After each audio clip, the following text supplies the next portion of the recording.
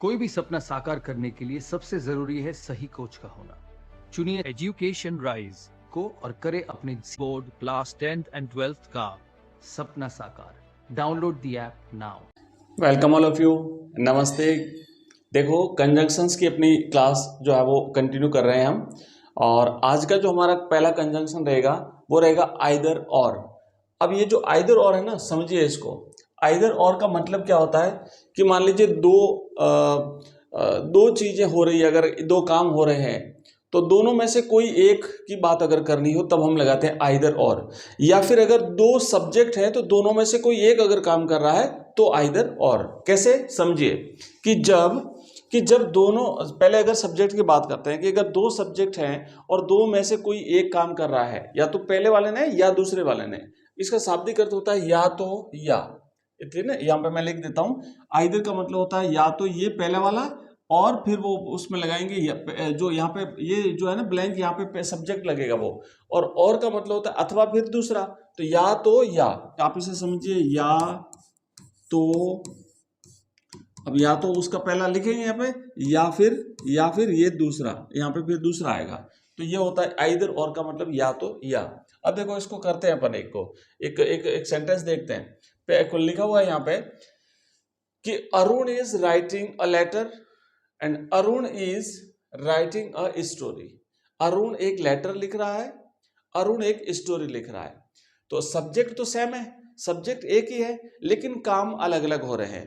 तो यहां पर ये आ सकता है, मतलब ये ऐसा आएगा कि अरुण जो है, या तो दोनों में से एक ही बताना है अपन को, दोनों में से एक काम कर रहा है, ठीक है। तो हम लिखेंगे कि अरुण इज राइटिंग या तो लेटर या स्टोरी। तो आइदर, अब यहां पे लगाएंगे आइदर अ लेटर और अ स्टोरी।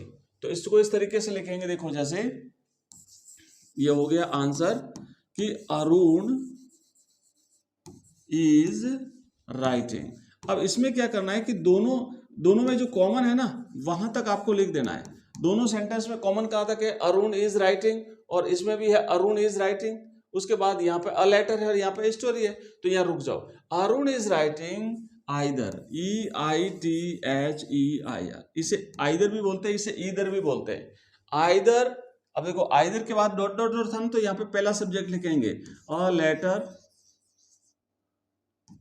और फिर लगाएंगे और अ स्टोरी। लिख दो ऐसा है, अ स्टोरी। बिल्कुल वेरी सिंपल है, ध्यान से समझिएगा, बहुत ही सरल है, बहुत ही इजी है। चलो, अगर आपको राइटिंग समझ में नहीं आ रही हो तो आप इसे देख लेना, मैं भी नेक्स्ट इसका प्रिंटेड आपको बता दूंगा। अब इसमें क्या करना है, नियम कुछ देखो कि जो दोनों वाक्य जहां तक समान हो उतार दो। जैसे हमने उतारा, अरुण इज राइटिंग कॉमन था, दोनों में लिख दिया। इसके बाद आइदर लिखिए, और अरुण इज राइटिंग आइदर हमने यहां तक लिख दिया। फिर आइदर के बाद में प्रथम वाक्य का ऑब्जेक्ट उतारना है, और फिर और लिखना है, और उसके बाद में दूसरे वाक्य का ऑब्जेक्ट उतार देना है। तो क्या लिखा है कि अरुण इज राइटिंग, जो कि दोनों में कॉमन है। उसके बाद हमने लगाया आइदर, और उसके बाद यहां पे देखो पहले वाक्य का ऑब्जेक्ट लिखा है, ये आइदर लगाया, ये पहले वाक्य का ऑब्जेक्ट लिख दिया, ये पहले वाक्य का ऑब्जेक्ट लिखा, फिर वापस लिखा और फिर लिखा दूसरे वाक्य का ऑब्जेक्ट। ठीक है, इस तरीके से करना है, बिल्कुल सिंपल सा है। अगर सब्जेक्ट भिन्न है तो क्या करेंगे, पहले आइदर लगाएंगे, फिर सब्जेक्ट लगाएंगे पहले का, फिर और लगाएंगे, फिर सब्जेक्ट लगाएंगे दूसरे का, और फिर बाकी जो कॉमन, दोनों में जो कॉमन सेंटेंस है उसे उतार देते हैं। अब देखो यहां पे दूसरा देखो कि Sita plays football and Sita plays cricket. Subject common है, सब्जेक्ट एक ही है, तो एक बार आएगा सीता, और फिर उसके बाद क्या करती है, प्लेज। तो जहां तक कॉमन है वो लिखेंगे। अब या तो फुटबॉल खेल रही है या फिर क्रिकेट खेल रही है, तो आइदर फुटबॉल और क्रिकेट। तो देखो सीता प्लेज आइदर फुटबॉल और क्रिकेट। बिल्कुल सिंपल है, बिल्कुल वेरी क्लियर है। अब देखो, जब दोनों वाक्यों में सब्जेक्ट भिन्न हो, यहां पे तो सब्जेक्ट समान था, लेकिन जब सब्जेक्ट अलग अलग हो तब कैसे करेंगे। तो उस समय क्या करना है, उस समय देखो Kishan is playing and Ram is playing, या किशन खेल रहा है, राम खेल रहा है। हमें ऐसे करना है, या तो किशन खेल रहा है या राम खेल रहा है। तो हम क्या करेंगे, आइदर और से शुरू करना है इसको। तो आइदर और से शुरू करेंगे तो स्टार्टिंग में लगाते हैं आइदर, या फिर ईदर बोलते हैं इसे ना, आइदर आइदर किशन और राम इज प्लेइंग। तो यहां पर भी यही करना है कि जो अलग अलग है ना, पहले आइदर लगा दो, फिर पहला सब्जेक्ट, फिर और लगा दो, फिर दूसरा सब्जेक्ट, फिर दोनों में जो कॉमन है उसको यहां पे हमें लगा देना है। ठीक है, इस तरीके से हमें ये करना है। अब देखो नेक्स्ट आगे बढ़ते हैं। एक और इसमें भी नियम कुछ इस प्रकार का है कि आइदर से वाक्य प्रारंभ करें और उसके साथ सब्जेक्ट लिख दीजिए, जैसे आइदर किशन। फिर उसके बाद फिर क्या करना, और लिख करके दूसरा वाक्य लिखना है, जैसे आइदर किशन और राम। फिर उसके बाद लिखेंगे और Ram is playing, either Kishan और राम इज प्लेइंग। ठीक है, राइट, इस तरीके से लिखना है। इसमें ध्यान रखना है, वर्ब का हमेशा ध्यान रखना कि वर्ब हमेशा और के बाद वाले सब्जेक्ट के अनुसार आएगी, पहले वाले के अनुसार नहीं आएगी। फॉर एग्जांपल जैसे यहाँ पे अगर मान लो प्लूरल होता तो यहाँ पे फिर वर्ब भी प्लूरल आती। ये आइदर और नाइदर नॉर दोनों में बस विशेष बात यही ध्यान रखनी है। बाकी चीजें तो लिख तो देते हैं लिखने वाले बच्चे, लिखने में तो गड़बड़ नहीं करते हैं, बट वर्ब में मिस्टेक हो जाती है। तो इस बात का ध्यान रखना, क्रिया हमेशा जो बाद वाला जो है ना सब्जेक्ट उसके अकॉर्डिंग आएगी। अगर बाद वाला जैसे यहाँ पे सिंगुलर है तो वर्ब भी सिंगुलर, अगर यहाँ पे प्लूरल होता तो वर्ब भी कैसी आती, प्लूरल आती। इस बात का आपको ध्यान रखना है। अब देखो नेक्स्ट आगे बढ़ते हैं। यहाँ पे एक सेंटेंस देखिए, boys are playing chess, the teacher is playing chess. अब देखो काम दोनों काम एक ही हो रहा है, बट सब्जेक्ट भिन्न भिन्न है। तो हम आइदर से शुरू करेंगे, आइदर बॉयज और टीचर। और अब देखो बॉयज प्लूरल है और टीचर सिंगुलर है ना, टीचर सिंगुलर है। तो वर्ब हमेशा और के बाद वाले जो सब्जेक्ट है उसके अकॉर्डिंग आएगी। तो वर्ब जो है वो वर्ब आएगी टीचर के अकॉर्डिंग, तो सिंगुलर है तो वर्ब सिंगुलर रहेगी। बाकी ये प्लूरल है पर फिर भी वर्ब सिंगुलर रहेगी। तो इसको कैसे करना, देखो क्या लिखा है कि आइदर द बॉयज और द टीचर, राइट। अब यहाँ पे ईज आया है क्योंकि और के बाद वाला सब्जेक्ट कैसा है, सिंगुलर है। तो इसलिए आगे वो लिखेंगे इज प्लेइंग चेस, है ना, चेस खेल रहे हैं। ठीक है, ये हो गया इस तरीके से। अब देखो नेक्स्ट अब करेंगे नाइदर नॉर। अभी जो हमने आइदर और किया ना उसका बिल्कुल विपरीत है। इसमें क्या होता है, दो में से कोई भी नहीं। उसमें तो ये होता है दोनों में से कोई एक। आइदर और का मतलब होता है दोनों में से कोई एक, या तो ये या फिर ये। इसका मतलब होता है नाइदर नॉर, मतलब दोनों में से कोई भी नहीं, न तो ये न वो। तो इसको इस प्रकार, इसका ऐसे होता है इसका अर्थ, न तो न, मतलब न तो ये और न ही दूसरा, न पहले वाला और न दूसरा।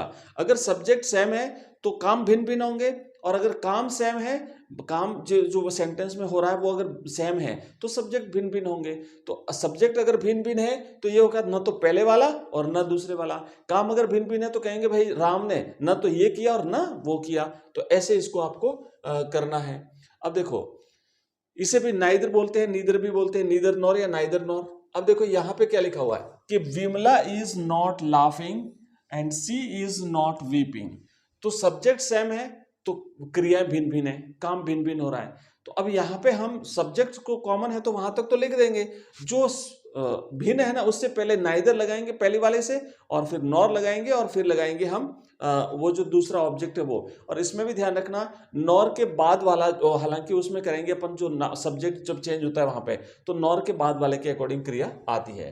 तो देखो क्या लिखा है कि Vimla is not laughing and she is not weeping. तो हम लिखेंगे Vimla is neither laughing nor weeping. तो ये नाइदर नॉर जहां भिन्न हो उससे पहले लगाया जाता है। अब देखो नेक्स्ट आगे बढ़ते हैं। इसका भी रूल्स वही है, सारी चीजें जहां जहां कॉमन है वो सारा लिखना है।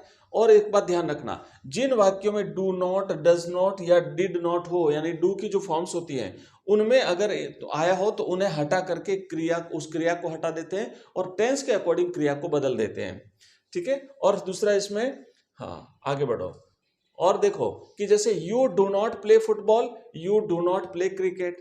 तो अब देखो सब्जेक्ट सेम है, सब्जेक्ट एक ही है तो वो एक बार ही आएगा, और जो भिन्न है ना उसे हम दो बार लिखेंगे नाइदर और नॉर का प्रयोग करते हुए। तो देखो यू अब यहाँ पे डू आया था ना, डू को हटा देते हैं, do not, does not, did not, इनको हटा देते हैं। और इसमें टेंस कौन सा है, सिंपल प्रेजेंट टेंस है। तो सिंपल प्रेजेंट के हिसाब से हमें क्या करना है, वर्ब जो है वो लगा देनी है ना। तो देखो क्योंकि नॉट नाइदर का मतलब ये होता है ना, तो उसी में ऑलरेडी नहीं लगा हुआ है, इसलिए नॉट हट जाएगा। तो हम क्या करेंगे कि यू प्ले नाइदर फुटबॉल, कि नाइदर का मतलब ना तो और नॉर क्रिकेट, न तो फुटबॉल और न ही क्रिकेट, इसलिए यहाँ पे डू हट जाएगा, उसमें भी डू हट जाएगा, ध्यान रखना, ठीक है ना, क्योंकि इसमें ऑलरेडी नेगेटिव है। और डू इसलिए हटेगा क्योंकि टेंस जब हट जाता है, इसमें हमने इसको इंटरोगेटिव नेगेटिव सेंटेंस है, मतलब नेगेटिव सेंटेंस है, तो नेगेटिव को हमने यहाँ पे नेगेटिव तो रखा है, बट फिर भी नाइदर में चूंकि नॉट ऑलरेडी है, इसलिए यहाँ पे डू हटा दिया है, इस बात का ध्यान रखना।